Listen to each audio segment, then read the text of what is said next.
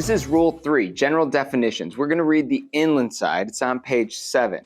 And it starts out, for the purpose of these rules, in subchapter E, except where context otherwise requires, the word vessel includes every description of watercraft, including non-displacement craft, wig craft, and seaplanes, used or capable of being used as a means of transportation on the water. The term power-driven vessel means any vessel propelled by machinery. The term sailing vessel means any vessel under sail, provided that propelling machinery, if fitted, is not being used. The term vessel engaged in fishing means any vessel fishing with nets, lines, trawls, or other fishing apparatus which restricts maneuverability, but does not include a vessel fishing with trolling lines or other fishing apparatus which do not restrict maneuverability. The word seaplane includes any aircraft designed to maneuver on the water. The term vessel not under command means a vessel which, through some exceptional circumstance, is unable to maneuver as required by these rules and is therefore unable to keep out of the way of another vessel. The term vessel restricted in her ability to maneuver means a vessel which, from the nature of her work, is restricted in her ability to maneuver as required by the rules and is therefore unable to keep out of the way of another vessel. The term vessels restricted in their ability to maneuver include, but are not limited to, a vessel engaged in laying, servicing, or picking up a navigational mark, submarine cable or pipeline, a vessel engaged in dredging, surveying, or underwater operations, a vessel engaged in replenishment or transferring persons, provisions, or cargo while underway, a vessel engaged in the launching or recovery of aircraft, a vessel engaged in mine clearance operations, a vessel engaged in a towing operation such as severely restricts the towing vessel and her tow in their ability to deviate from their course. Continued on page 9, the inland side, the word underway means that a vessel is not at anchor or made fast to the shore or aground. The words length and breadth of a vessel mean her length overall and the greatest breadth. Vessels shall be deemed to be in sight of one another only when one can be observed visually from the other. The term restricted visibility means any condition in which visibility is restricted by fog, mist, falling snow, heavy rainstorms, sandstorms, or any other similar causes. The term wing and ground or wig craft means a multimodal craft which, in its main operational mode, flies in close proximity to the surface by utilizing surface effect action. And then it goes on for a little while and talks about Western rivers, Great Lakes, Secretary, inland waters, inland rules, and international regulations. That part, it's pretty lengthy, wordy, and what we just read is going to be the main focus of what we study. So feel free to keep reading there on page 9. And let's look at this on the board. Let's define all this stuff.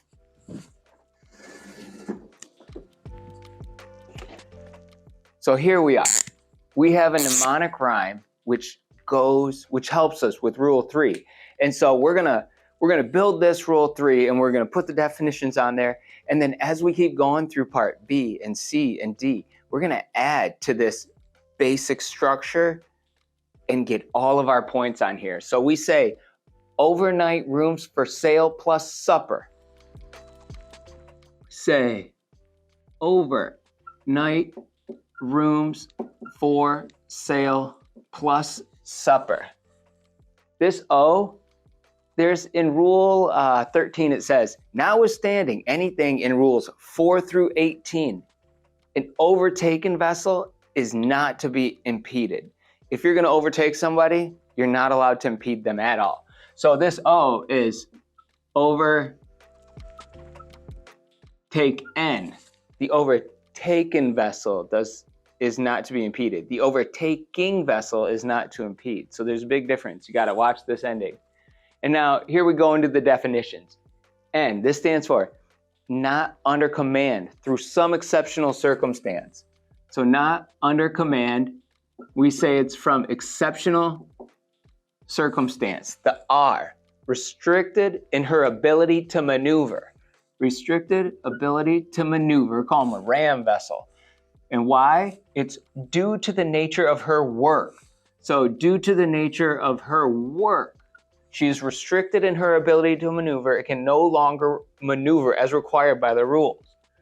And then we remember it was like mine clearance, tugging a toe, severely restricted to deviate from their course. They listed the whole list of them. F, a vessel engaged in fishing. And they said they had 3 distinct apparatus, and it was nets, lines, trawls. But left out was in the definition, does not include a vessel trolling. And these are, when it comes down to it, these are apparatus which restrict maneuverability. The S stands for sail vessel, a vessel under sail rather. And that means that they are propelling machinery, if fitted, is not being used. So this vessel is under sail. They're not motor sailing. So they're just strictly under sail. This P, power-driven vessel. And they said any vessel being propelled by machinery. That's a lot of vessels. Propelled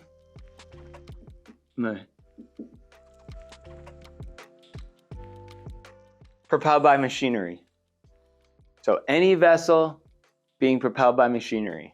So if a sail vessel turns on its engine, it is being propelled by machinery. It is now a power-driven vessel. So keep that in mind.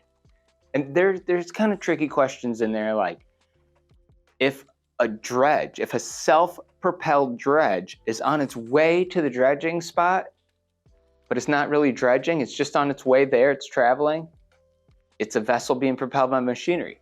It's a power-driven vessel. So watch for these things. There's nuances. The S stands for seaplane. Right? And this is any aircraft designed to maneuver on the water. But remember that in general, seaplanes stay well clear and avoid impeding other vessels. So these guys just stay well clear, and they're just an aircraft designed to maneuver on the water. So overnight rooms for sail plus supper. And you should be able to recreate this. Take notes, write this down, write down the definitions. So when it's time to take the test, you start with a blank paper, but you can write on that blank paper and recreate all this. It really helps. So not under command, through some exceptional circumstance, can't maneuver. Restricted in her ability to maneuver. Due to the nature of her work, she cannot maneuver as required by the rules. Vessel engaged in fishing. Nets, lines, trawls. Apparatus which restrict maneuverability, does not include trolling. Sailing vessels, provided that if propelling machinery, if fitted, is not being used. Power-driven vessel, any vessel being propelled by machinery. Seaplane, aircraft on the water, they stay well clear. This is good. Take these down, write these, practice this. These definitions come up over and over and over. They're not going to go away. They're going to make the foundation that we learn going forward. So practice this. And there's one more definition that we should put in here. It comes up multiple times as we go through this, and that is the word underway. It means that a vessel is not at anchor, or made fast to the shore, or aground. And there's a couple parts to it. There's underway making way and underway not making way. So we take the term underway. And that means that you're not at anchor, and you are not made fast to the shore, like a slip or a berth, and that you're not aground. So here's the definition. Your vessel is underway if you're not at anchor, not made fast to the shore, and not aground. And then there's 2 different variations of that. There's underway making way, which is you're going from point A to point B, so you're moving. And then there's underway, not making way, which means you are just adrift at point A. And we'll see this come up multiple times as we study the rules of the road. Excellent.